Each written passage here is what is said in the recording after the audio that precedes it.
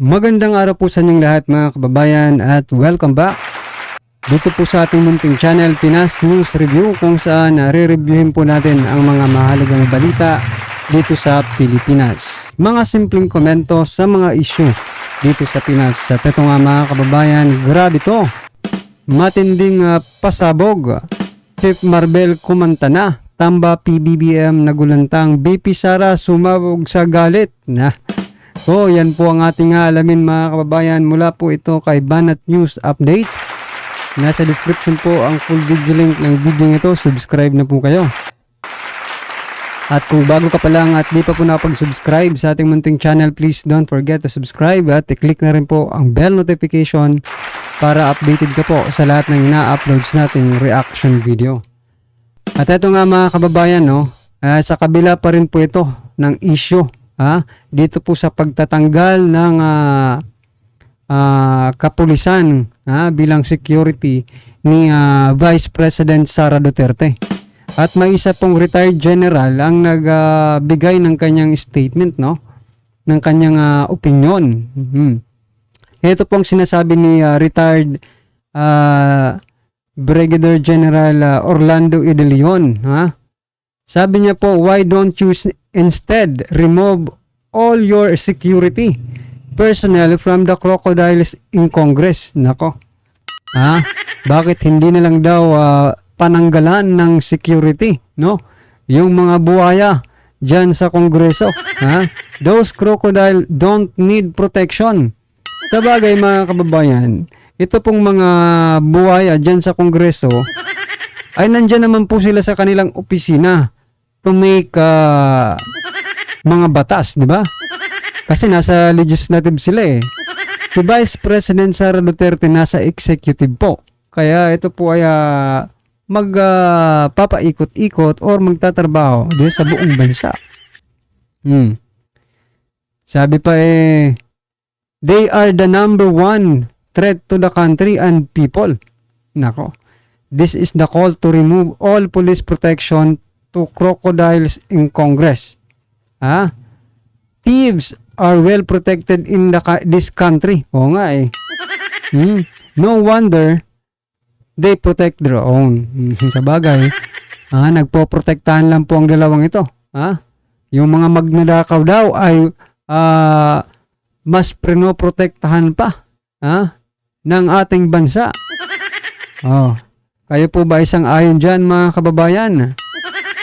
At eto na nga, dito related pa rin po ito dito sa security. Nako. Pati pala si Senator Bongo ay tinira rin ng PNP. Ano bang nangyayari sa ating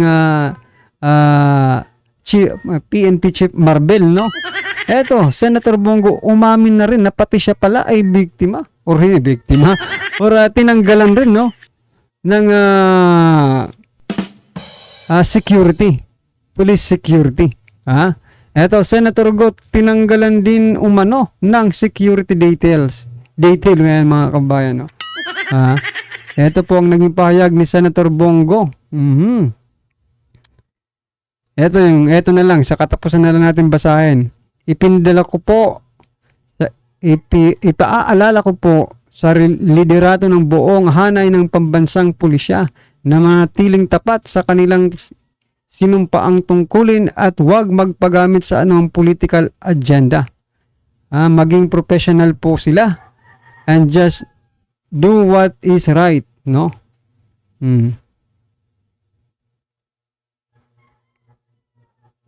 po mga kababayan, kasi nga pati po siya pati po siya ay tinanggalan din ng security detail mga kababayan. So ano pong masasabi nyo dito sa mga nangyayaring ito, Tapos kapag, di ba, napanood nyo siguro yung ambush interview dito kaya Chief Marbel. No comment hindi niya po sinagot yung mga reporter. Ito mga kababayan, sama-sama at sabay-sabay po natin pakinggan, panoorin at bigyan ng komento. Itong patungkol po ito kay PNP Chief Marbel, mga kababayan. Ito po. Sir, comment lang sa sinabi ni VP Sara na political harassment daw po yung pagbibigay ng security detail. Comment po doon sa open letter ni VP Sara Duterte about sa pagtagal po ng mga security detail.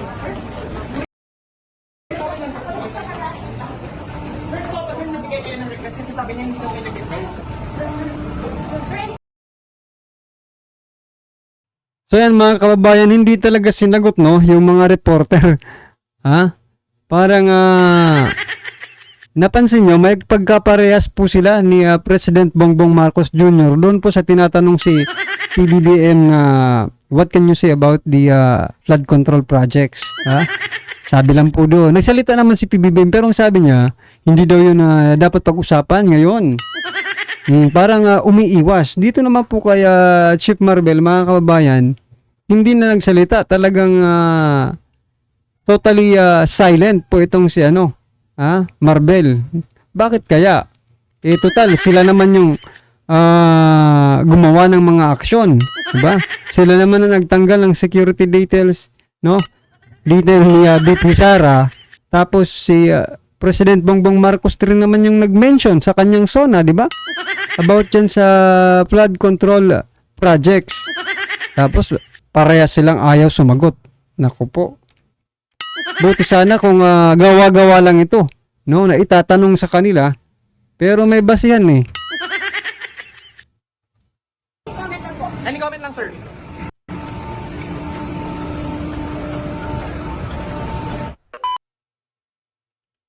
Po, no? Habang sir, comment lang sa sinabi ni VP Sara na political harassment daw po yung pag-release ng security detail. Comment po dun sa open letter ni VP Sara sa Duterte about sa pagtagal po ng mga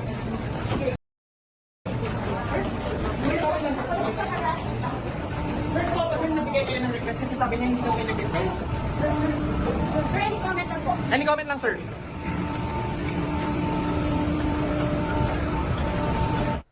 Ito po, no?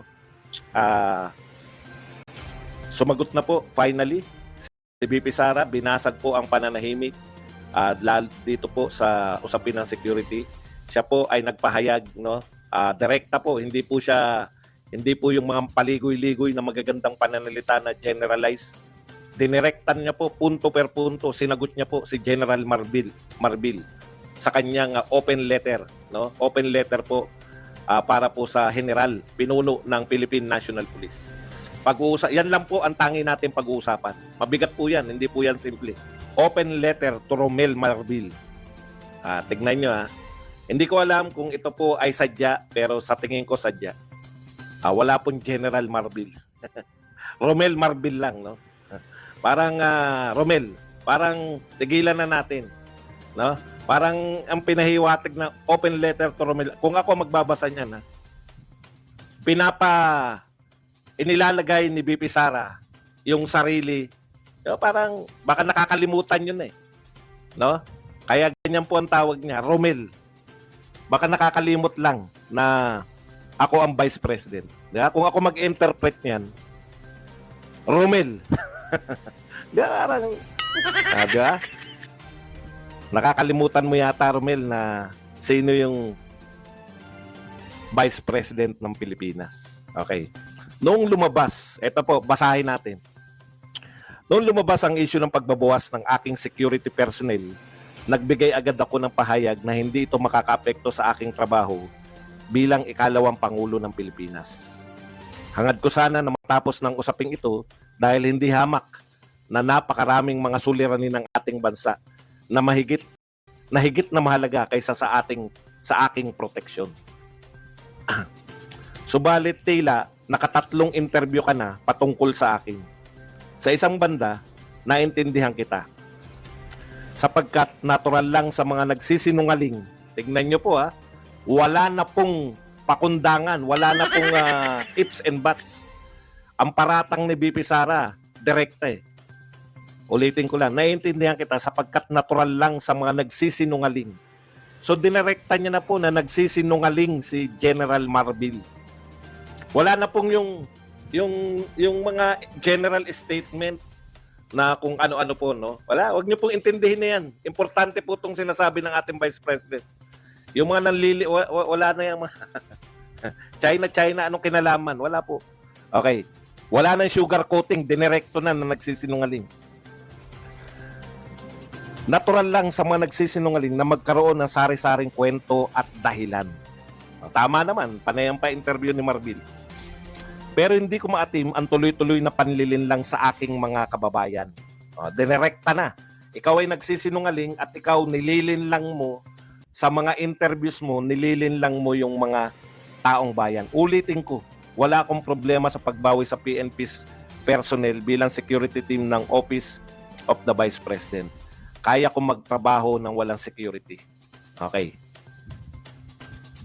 Ngunit may problema ako sa mga kasinungalingang ipinapahayag sa taong bayan. Direktan-direkta na po. Lalo na kung ang kasinungalingang ito ay mula mismo sa pinakamataas na opisyal ng kapulisan. Iisa-isahin ko. Okay. Ang Vice President Protection Division na isinailalim sa PSPG, hindi ko alam yung PSPG kung ano meaning. Pakitignan nyo nga po. Ayon sa utos ng NAPOLCOM ay sadyang ginawa para hindi pakialaman ng mga tulad mo. No? Dinirekta niya. O, yun po yung purpose ng Presidential Protection Division. Para hindi pakialaman ng mga tulad mo ang security ko at ng mga susunod na Vice Presidente ng bansa. Malinaw ito sa dokumento ng NAPOLCOM at PNP. Okay? So, hiwalay po. Ang linaw, no? Hiniwalay. Yang Vice Presidential Protection Division para hindi mapakialaman ng tulad ni kung sino man po yung PNP. Dahil alam nyo naman po, hindi naman po yan lingid sa atin na ang ginagawa pong PNP chief. Siyempre, may say po dyan yung Pangulo, yung alam ng Pangulo na kanya. Di ba? Katulad, wag na natin, hindi naman natin kilala si Pangulong Marcos eh. Tignan na lang po natin si Pangulong Duterte. Ang napakatagal niyang PNP chief si General Bato na ngayon ay senador. Oh. Talagang ganun po yun eh. Kaya po, naisip na po yan ni si Vice President Sara Duterte. Nauunawaan niya, kaya po yan nagtayo ng sariling parang PSG, di ba? Yung Vice President